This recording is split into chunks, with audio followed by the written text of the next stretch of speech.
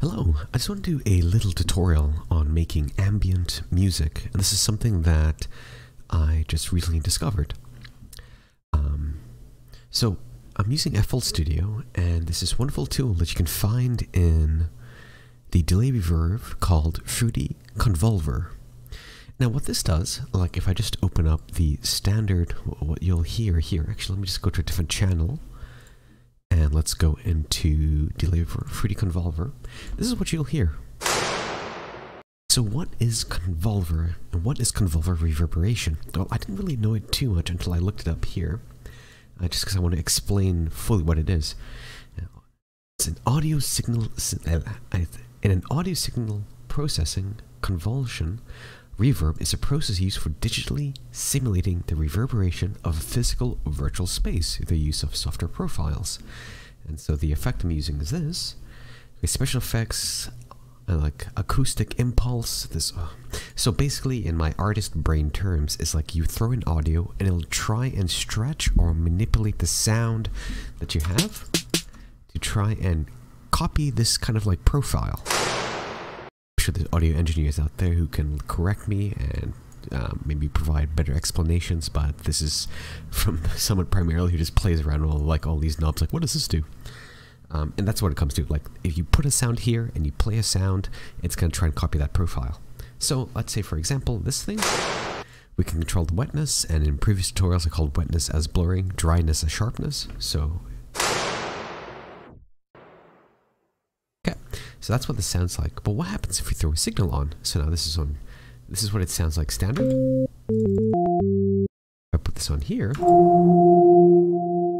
see, like it changes it. It's like it's reverbing,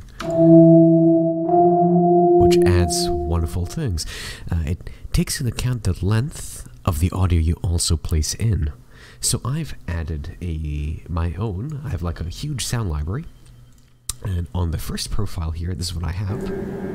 It's just a humming machine air vent. It goes on for about 17 seconds. Like that. I've changed some profiles here.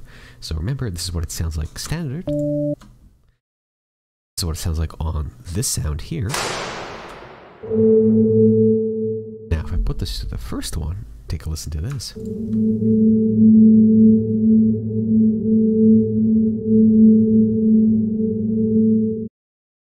Wonderful. And you can play around with the wetness, the dryness. Now, if we start adding chords and manipulating this, I think we can create something really cool. So if I go dry, like without any processing, let's see if we can make something really fast.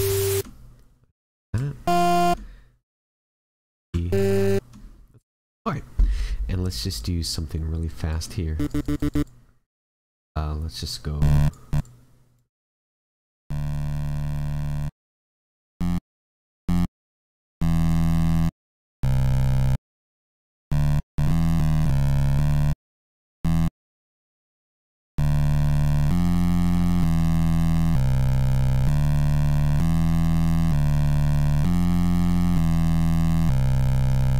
kind of noisy. I don't like that actually. How is this? I want like a higher tone.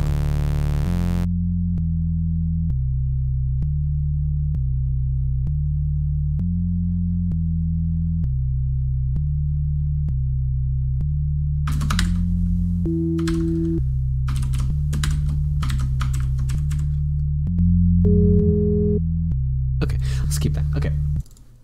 That to the first one. This is the long one, so we can hear what it sounds like. Maybe drag this down to a... Plug this in. Let's take a listen. And I'm blowing out a little bit. Whoa! Let's bring that up.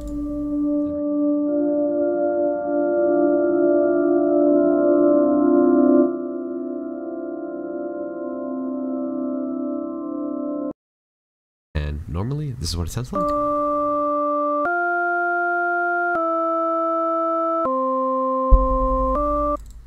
Again, if we put it on this. And now if we start adding in different sounds, we can start manipulating things. I have a bunch of like hilarious free VSTs here. I'm just going to do this one for jokes. The famous, infamous delay llama. So what it sounds like. So what does this sound like normally? Amazing, beautiful. And if we put this on here,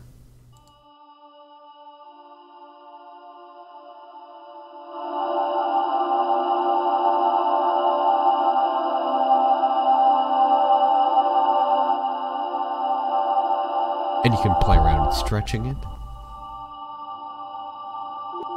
Whoop.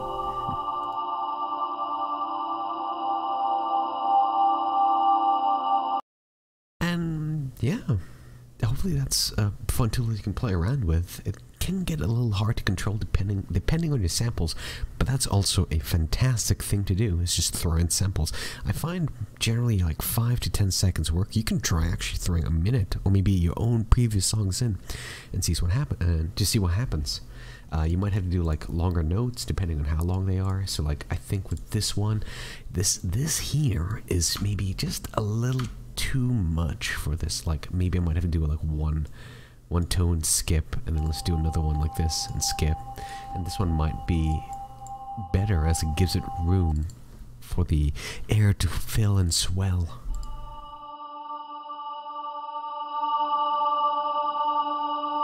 And it starts the next one.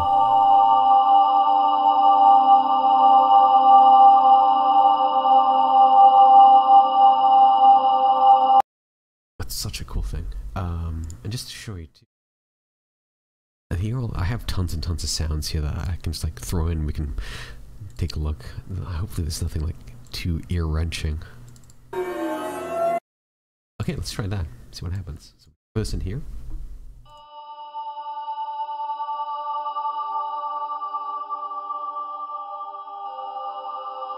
Almost here. There we go. That's amazing.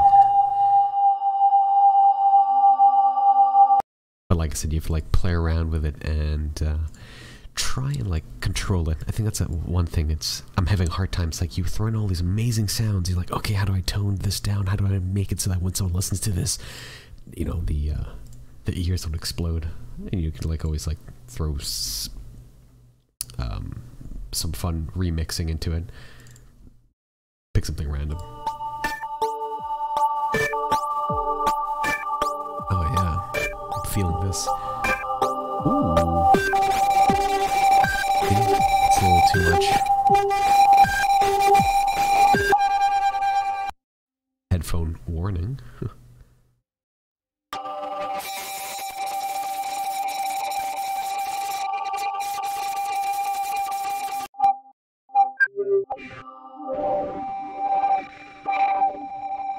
Like when it hits this point?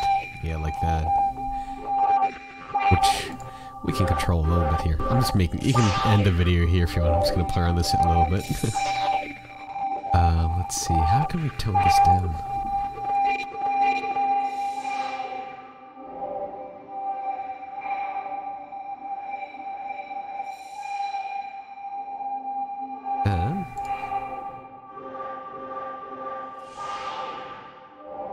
And add a limiter. Sidechain based on the second one here. What we're going to do with this is add in a FPC. Blowing out. Here, let's lower that a bit there. Find this like a generic drum loop.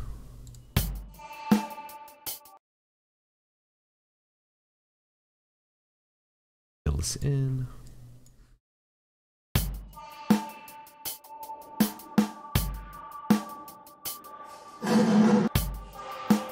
That's a little too loud. We add a shaper box.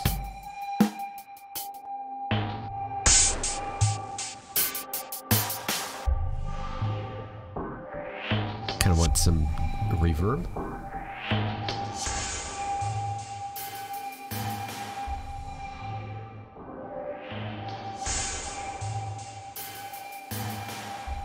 Maybe add some 808s. Yeah.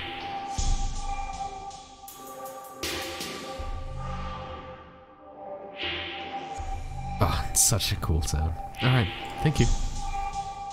One more time.